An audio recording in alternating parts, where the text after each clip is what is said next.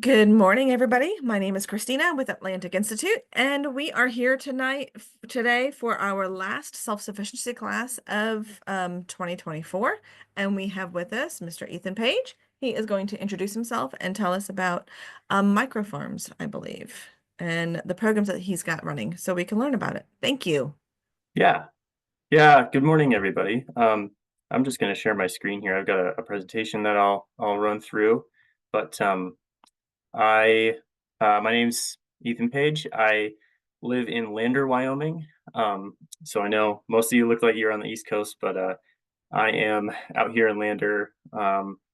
I work for Central Wyoming College, and I run the Beginning Farmer Training Program. So I'll get into what that looks like in a bit, but a bit about myself. I actually was born and raised in New York. Um, Very roundabout way, I found myself in Colorado, and then moved up here to Lander about 4 years ago to launch this program. We just finished our fourth season with this program. So yeah, I'm super excited to speak today. I always really enjoy talking to other people about this kind of thing, and just getting our name out a little more and um, kind of educating. I am an educator as well, so uh, just educating people about the possibilities of what we have here and what you can do yourselves as well. So yeah. So today I'm going to talk a little bit about just food in rural Wyoming, and which can really kind of cross over into food in rural America, in terms of where it comes from, how it gets here. I'm going to narrow it down to our county, Fremont County, and sort of like the regional food system. I'll talk about the Food Freedom Act that we have here in Wyoming, which is a really interesting piece of legislation that was passed about 10 years ago now. And then our own like college local food initiatives that have been developed over the last about 5 years or so. Some successes, some partnerships we've got going, and of course challenges that we have here, and then looking ahead to the future about what we see coming down the road, and what we're doing to kind of address some of those challenges that we have. Um, So Wyoming in general, we are a big spread out state. We export a lot of our agricultural raw products, but then we import food. So we're a big cattle state.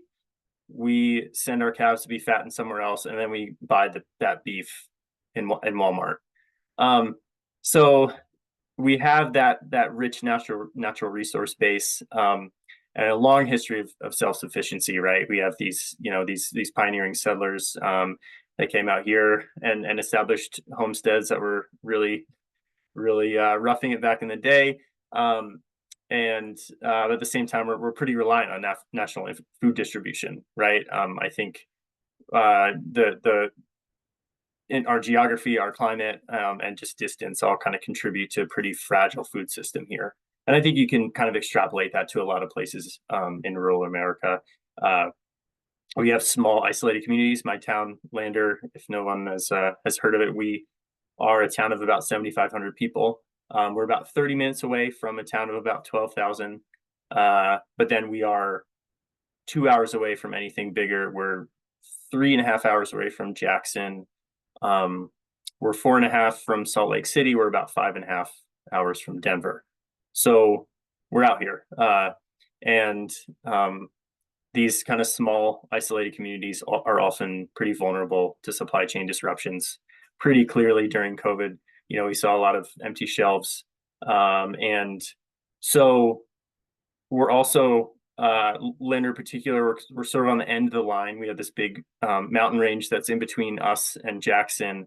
And so trucks come mostly from like Denver, Salt Lake City. Food's trucked in that way. And Lander is sort of the second to last stop on that distribution chain before the mountains. So um, we often get, the last deliveries, which doesn't really contribute to things staying that fresh. At the same time, Wyoming, unfortunately ranks 36th in the nation in food security, so we have a pretty high rate of food insecurity here. And as a result, factors into higher than average rates of diet related diseases. So it kind of all really rolls together, right? Food system, health, food security, really ties it all together. For those that might not know, this is our college service area where the red stars are. Fremont County is where I live in Lander. We service Hot Springs County to the north of us, and then Teton County, which has Jackson. I think there are 8 community colleges in the state of Wyoming, and we all have a defined service area, like a defined number of counties that we service. So this is our service area. And it's an interesting service area. We, like I said, Teton, Fremont, and Hot Springs County. For those that might not know, Teton County is the wealthiest county in the United States. The town of Jackson has the highest concentration of wealth in the entire country. Flip side of that, Fremont County, where I am, we have the Wind River Indian Reservation, which has some of the highest state rates of poverty, food insecurity, chronic disease, crime, and drug use. And then Hot Springs is also one of the top 5 food insecure counties in Wyoming. They have one grocery store for the entire county of about, what was that stat now? Something like 1,000 square miles, maybe more.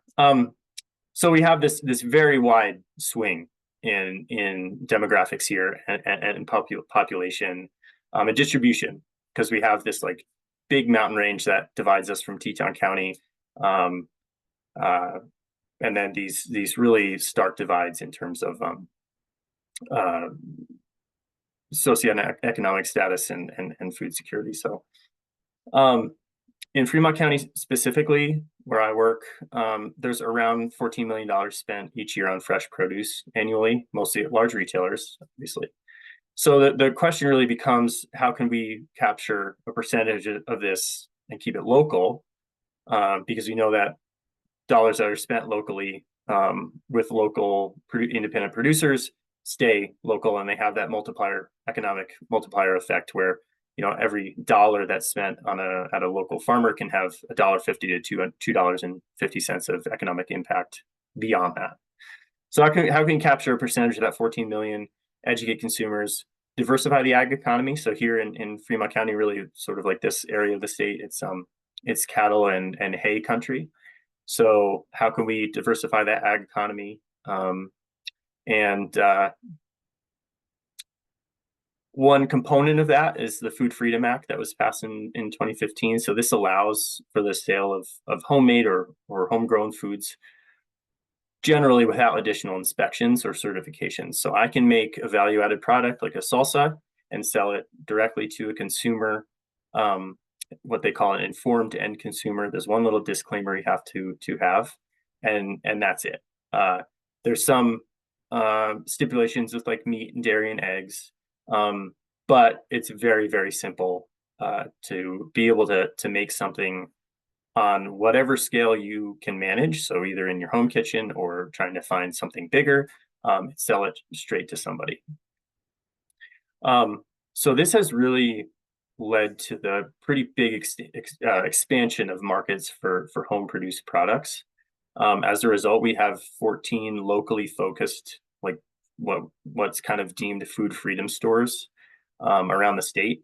And they have various sales models from wholesale to commission to sort of consignment, but they all prioritize local food.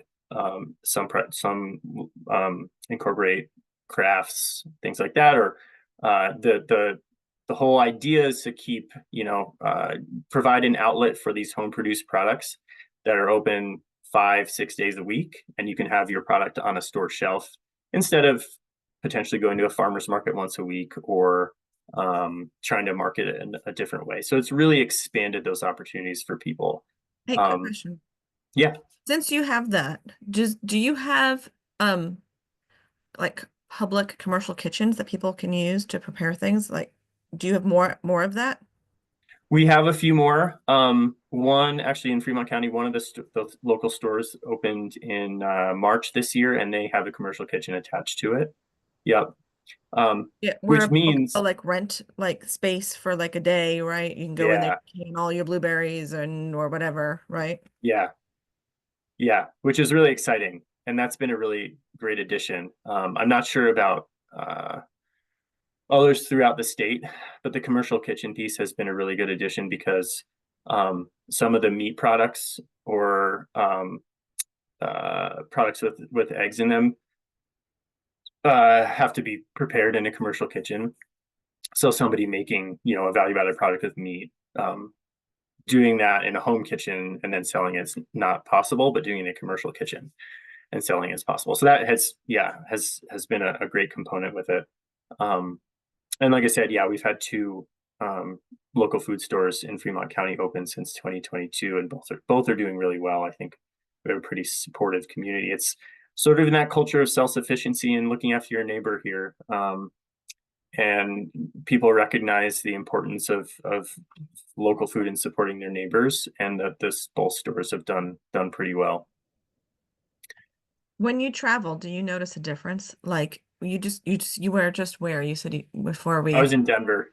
so okay. Well, that's still kind of I'm just gonna say, do you know like if you go to restaurants, do you notice a difference between where you might be in Wyoming versus like Denver of there being more local food or local ingredients or local Um, it's interesting. In terms of restaurants here, there are not a lot. Some try to prioritize local. I would say that an issue for restaurants here to prioritize local is just the consistent supply. right.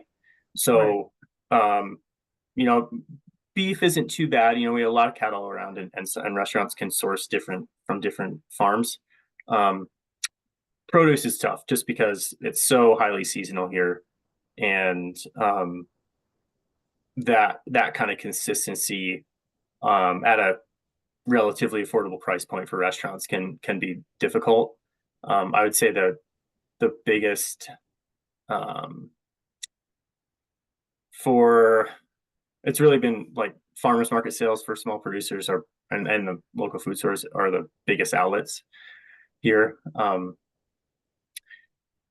Okay, interesting. So I'm just curious, yeah, like if there's, yeah, because I think a lot of us that live in cities like even Alice in Tampa, like in those big areas, we would love to have some of this stuff.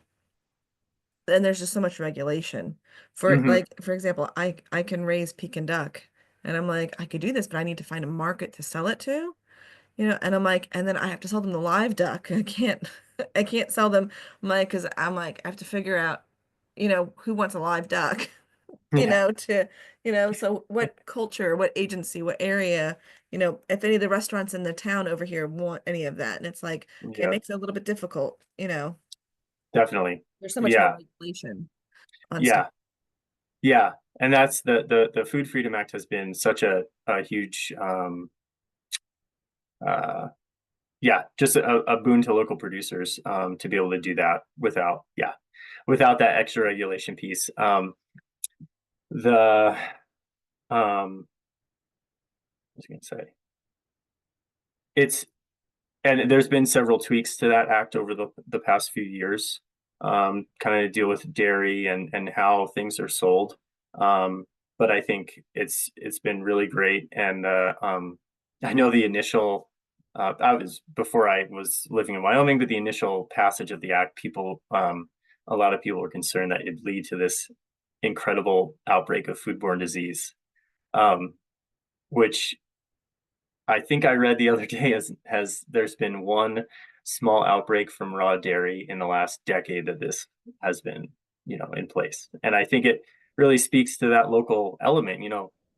People are doing their best to produce good food, and they have a vested interest in not making people sick, right? Like Right. Yeah. I was gonna when you're say selling it 'cause to your neighbor, you don't want that to, I you know, understand people. That's their issue with people doing stuff is people like, oh, well, it gets people sick. But like, if you really make the effort not to yeah, have things in place to not have yeah. that happen. Yeah. And I think that, when we start to see foodborne illness become a problem is when we're detached from how that food's produced, Right. right? It's all in Right. the name of efficiency and profitability. And you end up, yeah, that's where it really comes from. Um, so yeah. it's a really advantageous piece of legislation to have here. So the college that I work for in general, about 4 to 5 years ago, launched this sort of grow your own initiative. So we focus on four kind of like bigger picture elements, and that's import substitution. So producing more things here that we can use here in the state. So reducing that the volume of imports, ag imports in general. Capturing more value-added opportunities. So taking those things that we produce here and making things out of them, and then being able to sell them locally. Tourism is a big one. So we lie in this corridor. If anybody's ever been to Grand Teton, Yellowstone, there's a couple of routes if you're road tripping that you end up taking. If you're in Yellowstone and Grand Teton into Jackson, you can either go on the west side of the Wind River Mountains or on the east side. We're on the east side, and so we end up having a lot of seasonal tourists that come through. And so, the opportunities with agritourism, just tourism in general, and creating a sort of a local marketing effort around, the products that we can produce here. And finally, business development. So providing resources for business startups and related kind of infrastructure. So in 21, our meat science program and the farm training and incubator program that I run were started. So I was hired in late 2020 and launched it all in 21. And then last year in 2023, we opened this gigantic Rustler Ag and Equine Complex, which comprises a bunch of arenas, a USDA inspected meat lab, ag classrooms, and then we've also got bachelor's programs attached with that too. So we have this big growth to try to educate, more producers, more ag professionals, just more, local food advocates. The ag in Wyoming is a major industry, and if we can provide some of the workforce or some of the people, the leaders in that realm to go on to lead the effort in the state, or at least in the region, and then I think we'll all be better off. So the program that I oversee is the Farm Training Incubator Program. Generally, what we see across the country is there are a lack of resources for beginning farmers to get started or scale up, right? If you're not born into an ag producing family, where to get started is difficult. If you get into it and want to expand, it's pretty tough to start to do that without a lot of resources. So farm training incubator programs, they're, I would say, generally mostly concentrated on the East Coast, West Coast, and sort of the Midwest. But these programs seek to reduce these barriers to entry. So we provide education in terms of just like hard production skills, but also business skills, mentoring. We provide access to equipment and supplies below market rates. And then we lease plots of land pretty cheaply to people getting started as well. So this is all with the goal of training more producers to strengthen and diversify, our local food system. Just in general, I know I had this up before for with the map of our service area, but this is exactly where we are. So this is Lander is where that red dot is, and the Alpine Science Institute is actually where my program's based. The ASI is the traditional lands of the Eastern Shoshone people. We're about 5,800 feet of elevation. We get anywhere from 10 to 15 inches of rain annually, and maybe 40 to 50 inches of snow. Our growing season is about 90 to 100 days. It's not unusual. Let's see, this year we had a very light frost on around June 17th or so, and we had another very light one in late August. So we have wild swings. That would be why you're so limited, because you only have like 90 to 100 days to grow anything. Yeah. Right. Exactly. Wow. Yeah. So it's difficult to stand up any kind of farm business like this here, but we are kind of showing what's possible with some season extension structures, right? And some controlled environment ag infrastructure that I'll talk about in a little bit. but it's a gorgeous place to farm. The ASI campus is right at the mouth of Sinks Canyon, which is this picture on the right. Um, and it's I consider myself very lucky to be able to farm at this location because it's really a special place. So we have our kind of core program. We have a few different pathways, but generally speaking, what we do is offer a crop production practicum class, and that runs from the start of April to the end of September. It's geared towards people with little to no experience in farming. We have a half-acre, mostly veggie farm, trying to incorporate some more fruit and then also cut flowers into that. And then we take students on this whole growing season journey. So they're with us in early April, do a little more classroom work, talking about things like soil health and crop planning and variety selection and things like that. And then we kind of move into the field once the weather gets better, and we do a lot of soil work and planting and kind of just follow the rhythm of the season with them, so they get some exposure into how this all works. All of our classes are credit based, right? It's community college. We do have housing available on site, which is fantastic for people that come in for a season that they can basically live on the farm. It's a big sort of outdoor recreation area too. So if people are into that, it's really great, to go out your back door and find a really nice trail or nice place to mountain bike or just whatever. Like I said, the foundation of this is the crop production practicum, but we also have a farm business course, and we offer them pretty easily to people as sort of a one-off. I have a lot of people that take the practicum through the year, uh, and that's it. Or I have people in a couple of certificate programs that we have, and then I have a full 2-year associate's degree based around this in regenerative food systems. So we try to make it easy for people to get into this. But like I said, it's credit based. So it's a fun program. Specifically that crop production practicum, like I said, April, September. It's about 3 hours a week or 3 mornings a week for a total of about 12 hours. 4 hours a morning. We cover everything, all aspects of kind of basic farm operations, and we start in the classroom, go into the field. We have some fun field trips. I kind of call it farming light. So we try to expose people to it. There's in generally speaking, if you want to get into sort of a small farm kind of career, there's a couple of paths you can take. There's something like this, which is extremely low pressure. You're working a bit on the farm. You're also getting a lot of the classroom side of things. Or you can try to find like an apprenticeship or a job on a small farm somewhere where, you're working, it's purely work, you're working a lot more and you're kind of immersed in it. So I think our students are people that are kind of exploring this. They might not want to have a full day, or they have a full-time job already.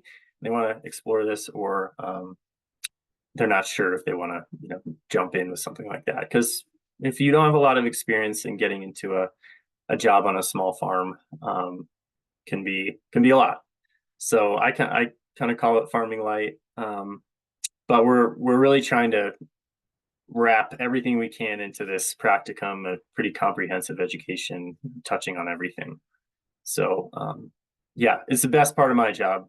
We finished our 4th season in September here, and I always get to the point where I get back onto my desk a little more and the days get darker and I get a little depressed because the farm season's over. And then just when I've had enough back in, when it comes to February, March, we start to plan and get it going again. So it's a lot of fun.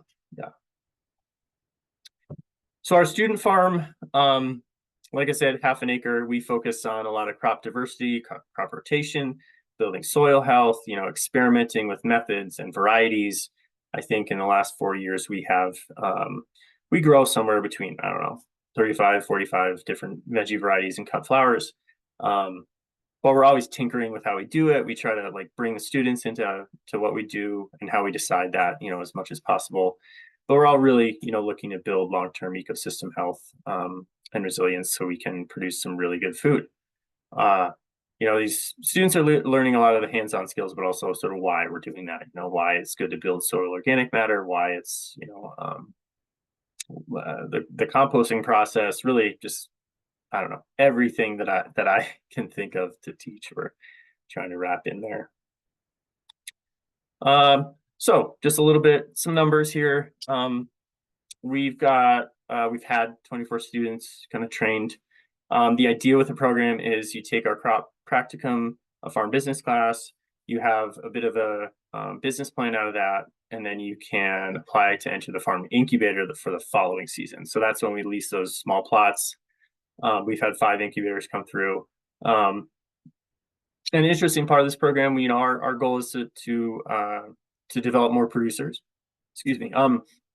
But I would say probably 90% of the students that have come through are more home gardeners, just looking for a little knowledge on how to grow here, which is great, right? The goal was to have more producers, but we have like this whole network of home gardeners and a lot more awareness that's been cultivated in the community around local food and the benefits of that.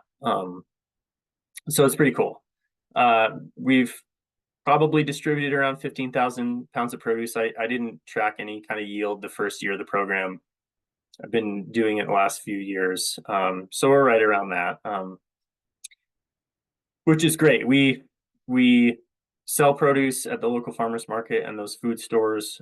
We work with a couple of caterers to do like one-off events. We do like veggie bags of whatever's in season to our main campus is in Riverton, Wyoming, so half an hour away. So we'll go and we employ, oh man, maybe like 150 to 200 people with the college. So we put an email out to the whole college and distribute these veggie bags, and so we generate some revenue for the program.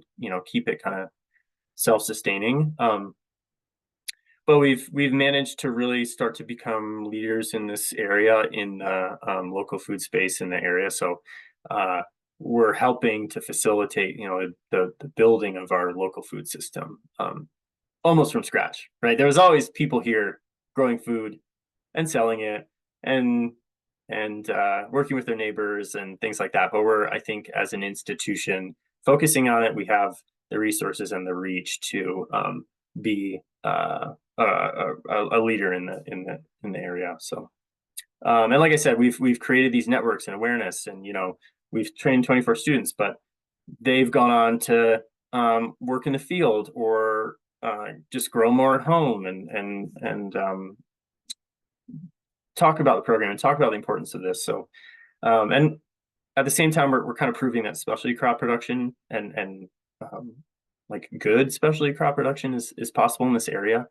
Like I said, cattle and hay here, it's pretty seasonal. And so we have a lot of people that are like, what? Like, you can't grow outdoor tomatoes here. And then we bring, an amazing amount of tomatoes to the market. And this actually is possible. And we Yeah, kind I of was going to say shift it's a little of interesting those. because you probably part of what you're doing is growing produce here in this program is also seeing if you guys can actually get this to grow.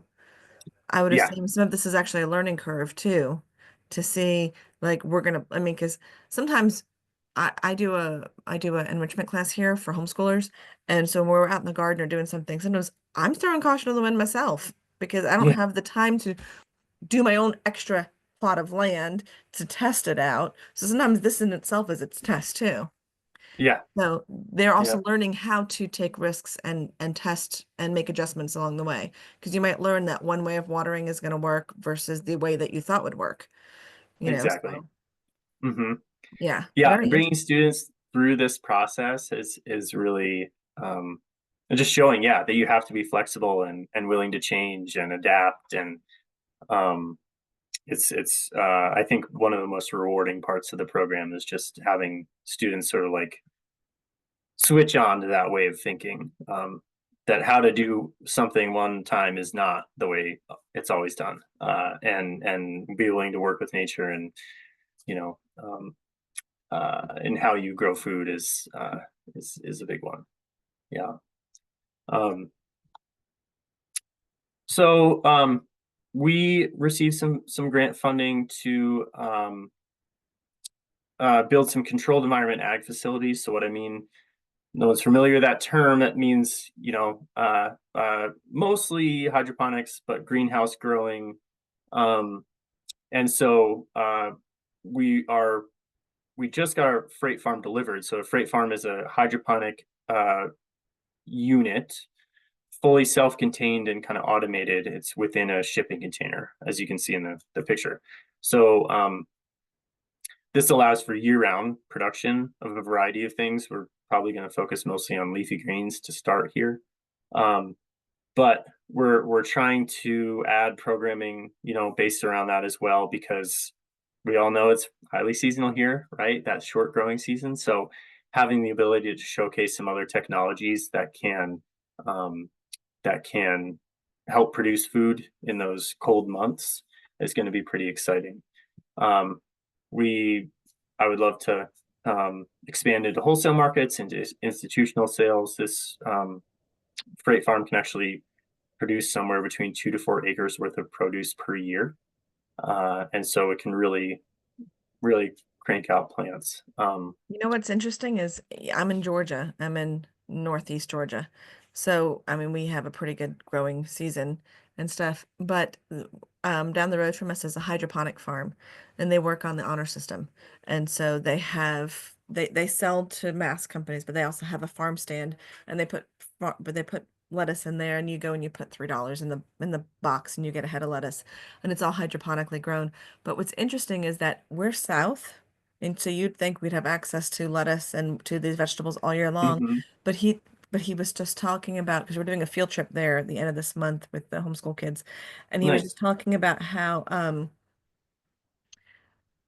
right now is the slow season because people don't think to when it gets cold, they still don't when for Thanksgiving they don't put out a salad. For Yeah. Christmas, they don't put out a salad. Like for some of these get-togethers, they're not using lettuce, they're not using greens. And I'm like, oh, that's kind of interesting because I think our bodies just even seasonally change to like certain Hmm. foods, you know. But Yeah.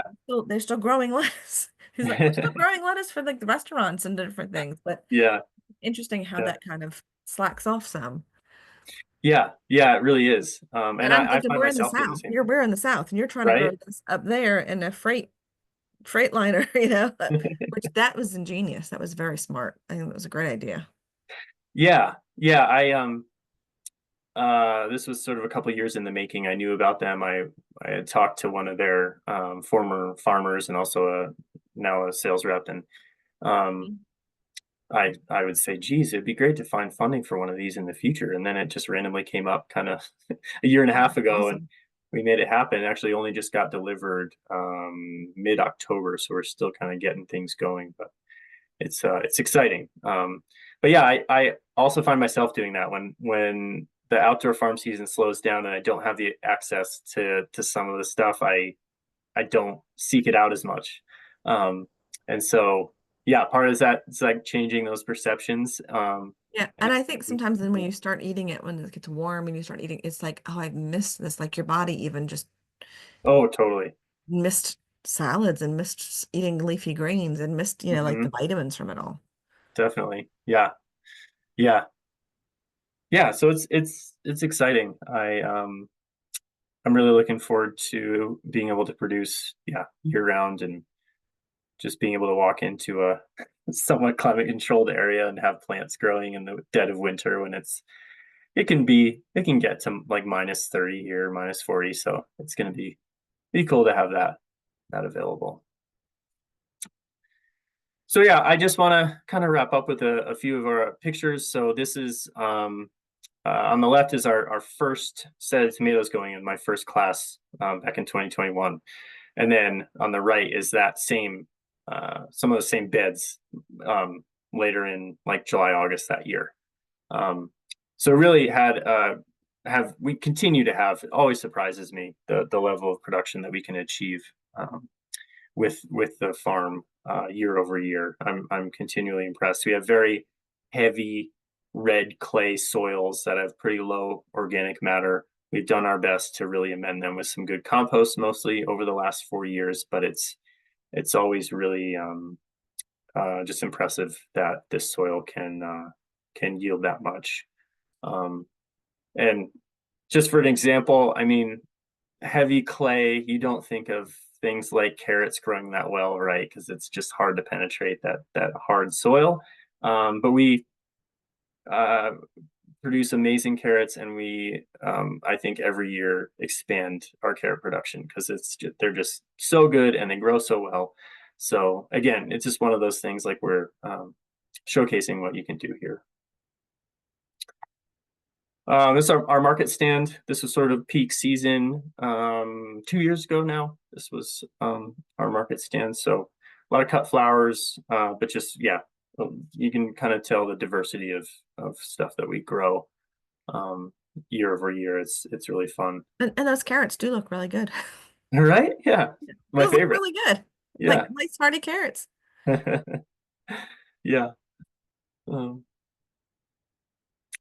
Yeah, just my class a couple of years ago. So yeah, we're out in the field, all most of the season, and then one of our students kind of market baskets on the right. Yeah, so thank you. Please, if you have any questions, I mean, reach out now, but also just you can check us out online. That's my contact email and my phone number, and then our website. Um, for the Farm Incubator program and then our 2 year associate's degree. So yeah. I think when we talked a couple months ago that like 2-year associate's degree is a new type of degree that Hmm. typically you don't really get. Um, so I'm thinking that there might be people even down here in Georgia that I know that might want a 2-year associate's farming degree. I mean, they could Yeah, go up there to Central Wyoming. yeah, definitely. Like I said, we have housing. It's as long as you're an enrolled student taking, any kind of credit class, you can have housing here. And it's a beautiful place to live. I'll go back, this picture here, some of the housing, the picture of the flowers here, some of the housing is just off to the left past that kind of colorful shipping container there. So you're right, kind of nestled in this little valley surrounded by a few mountains, and it's really cool.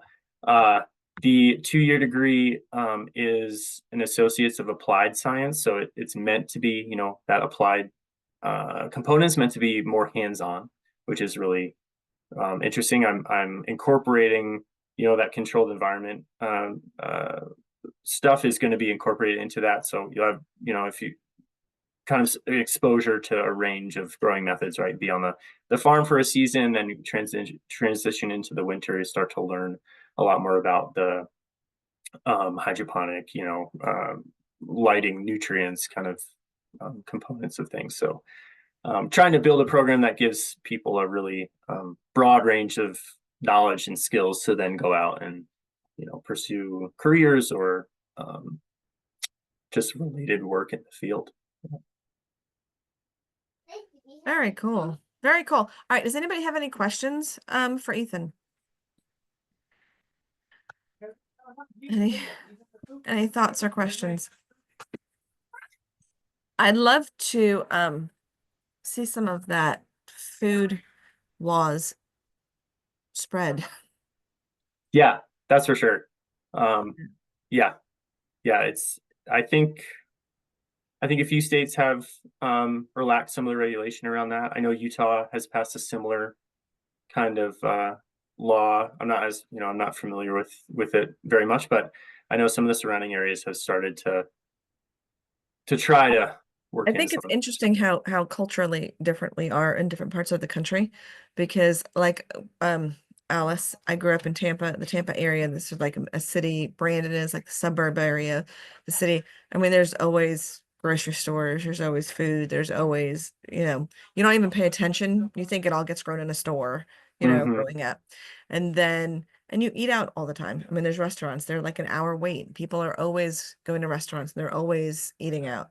Mm-hmm. When I moved up here to Northeast Georgia, everybody cooks at home and everybody eats at home. And it was like months with COVID, it was like months I spent cooking. And it was just like Yeah. everybody cooks like we always have we have deep freezers and we have Mm-hmm. vegetables that are frozen and we have meat that's frozen and we do a lot more. And I'm like, that wasn't like that. And I mean, in town, you get fast food places and people are sick of that and Right. they don't want to eat the fast food. And there's like maybe 5 or 6 restaurants now. There used to be like 2. There's always like 3 Mexican restaurants. There's always a ton of, and it was like, I lived in North Carolina for a while. What was the options? Mexican restaurants. Hmm. It was just Mexican restaurants, pizza, chicken. Right. Yeah. Yeah. So I find it interesting the different shifts, of the food culture. I can Mm-hmm. imagine living where most of your food right there is trucked in, or you are eating a lot of meat and potatoes, I'm sure. Very little vegetables, you Mm-hmm. know. So, anybody have any questions or thoughts? If you want to, you can unmute yourself. If you have, if anything struck you interesting or anything about what you saw too, you can unmute yourself and you can go ahead and ask Ethan a question or share your thought or opinion if you've traveled to any of these places. It'd be kind of interesting to listen and learn. Um,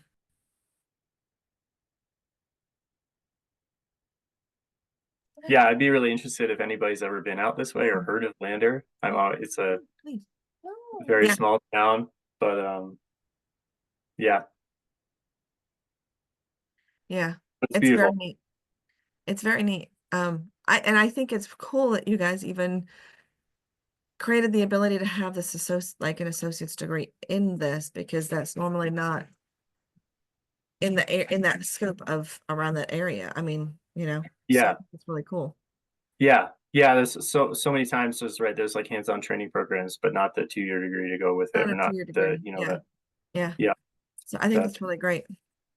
Um, all right. Thank you very much, Ethan. I mean, if we don't have anybody has any questions, if you guys did when you joined us, if you didn't get a chance yet to put in the chat where you're from, we'd love for you to go ahead and put that in the chat.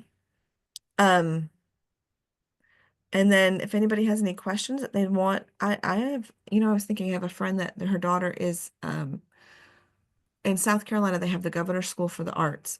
And Okay. so there's one of the schools in Columbia that I think, or even in Greenville that they go to that they're music oriented at one school, business oriented at another school.